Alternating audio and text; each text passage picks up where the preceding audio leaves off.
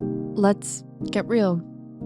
When someone opens up about being abused, your words can either be a lifeline or cause another wound. Sometimes without even realizing it, people say things that feel helpful but end up doing more harm than good. You may mean well, but certain phrases, even said with the best intentions, can invalidate, blame, or re-traumatize victims. Want to know more?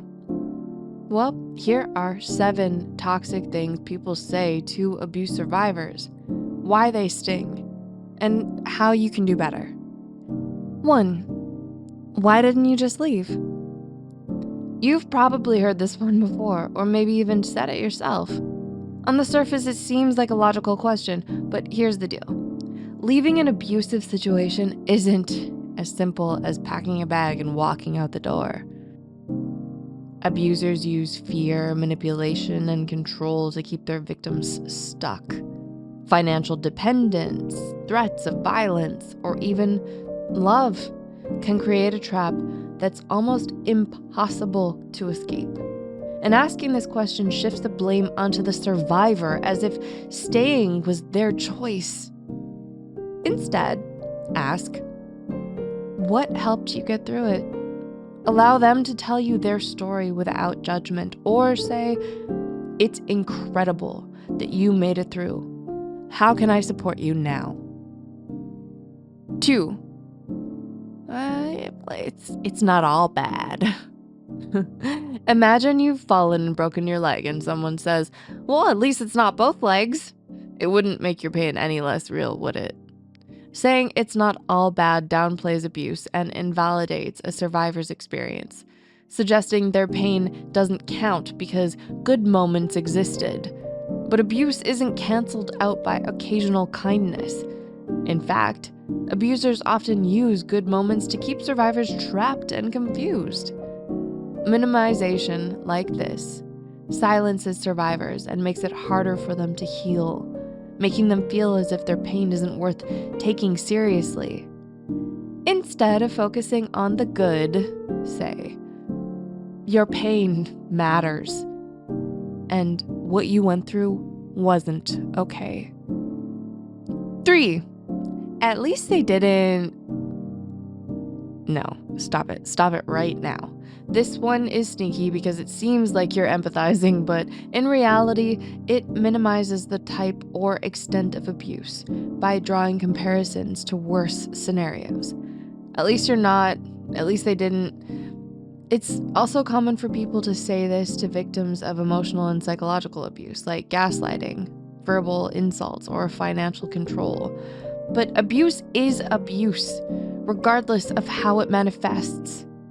And such abuses can be just as devastating, sometimes even more so, because they're harder for survivors to explain and prove. What survivors need isn't comparison, but validation. Say, no one deserves to be treated like that. I'm so sorry you went through this. Try that instead. 4. I don't think they meant to hurt you. This statement may come from a place of trying to see the best in people, but for survivors, it can feel like you're siding with the abuser. Abuse isn't about intentions, it's about impact. Whether or not the abuser meant it, the harm is real. Instead of making excuses for the abuser, try saying, what they did was wrong. You didn't deserve that. Survivors need allies, not devil's advocates. 5. Did you do something to cause it? Let's set the record straight. There's never a justification for abuse. Period. Saying this implies that abuse is a reaction, not a choice, and shifts the blame onto the survivor instead of the abuser. Many survivors already battle self-blame. They don't need anyone else piling on. What we should say instead?